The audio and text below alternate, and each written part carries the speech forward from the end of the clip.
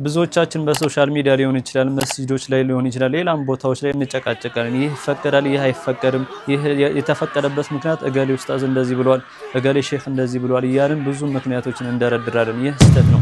አላሁ ዐዘ ወጀል በቁርአን ላይ ስንጨቃጨቅ ወይም ስንለያይ ወዴት መመለስ እንዳለብን አላሁ ዐዘ ወጀል ጠቁሞናል።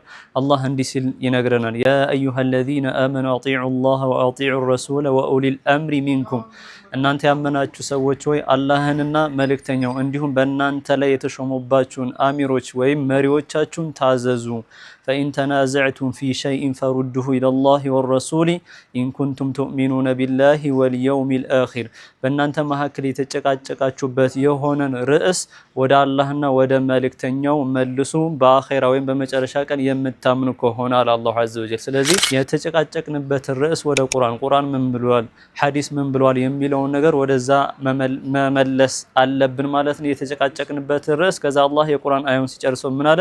ዛሊከ ኸይር፣ ይህ እኮ መልካም ነገር ነው። ወደ አላህ ወደ መልእክተኛው መመለሳችን ዛሊከ ኸይር ወአሕሰኑ ተእዊላ፣ መጨረሻውም ያማረ ነው ሲል አላህ ይናገራል ማለት ነው። ስለዚህ ብዙዎቻችን በሚዲያ ላይ የሆነ አጀንዳ ርዕስ እንፈጥርና የካፊሮች መሳቂያዎች እንሆናለን፣ የሌላ እምነቶች መሳቂያ እንሆናለን ማለት ነው። ወደ ቁርአንና ወደ ሐዲስ ከተመለስን እዛው በተቀመጥንበት ያ ጉዳይ ይፈታል። ግን ወደ ሚዲያ ካወጣ ነው የብዙ ሰዎች መጫወቻ ነው የምንሆነው ማለት ነው። ለኛ መልካም የሚሆነው ወደ አላህና ወደ መልእክተኛው ስንመልሰው ነው።